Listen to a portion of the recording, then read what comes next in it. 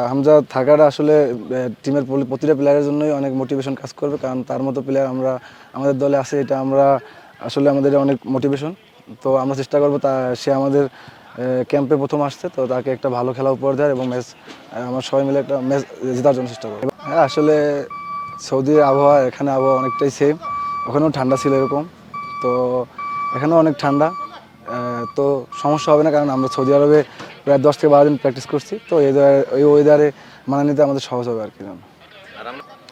হ্যাঁ, আসলে যদি এরকম হয়, যদি আর্টিফিশিয়াল টার্ফে খেলা হয়, তো এটা আমরা তো প্র্যাকটিস করছি ঘাসে এবং আমরা দেশেও প্র্যাকটিস করছি ঘাসে, তো এটা আসলে একটু প্রবলেম হতে পারে, কিন্তু আমরা গেমের আগেও প্র্যাকটিস করবো টার্ফে, তো আল্লাহর রহমতে সমস্যা হবে না এটা নিয়ে। আসলে আমি এর আগে 2টা ইন্ডিয়ার সাথে ম্যাচ খেলেছি, তো সবসময় ইন্ডিয়ার সাথে অনেক ম্যাচ হয়। তো লাস্ট সাপেও আমরা ড্র করছি ওদের সাথে 1-1 গোলে। ইন্ডিয়া টিম বরাবরের মতো শক্তিশালী টিম, আমরা জানি ইন্ডিয়ার প্লেয়ারদের সম্বন্ধে সবারই ধারণা আছে, ওরা শক্তিশালী টিম ও আমরাও আল্লাহর রহমতে অনেক ভালো, এখন আগের থেকে অনেক গোছালো টিম। তো আমরা চেষ্টা করবো ভালো ফুটবল খেলার এবং ম্যাচ জেতার জন্য। আসলে হামজা থাকাটা আসলে টিমের প্রতিটা প্লেয়ারের জন্যই অনেক মোটিভেশন কাজ করবে, কারণ তার মতো প্লেয়ার আমাদের দলে আছে, এটা আমরা আসলে আমাদের অনেক মোটিভেশন।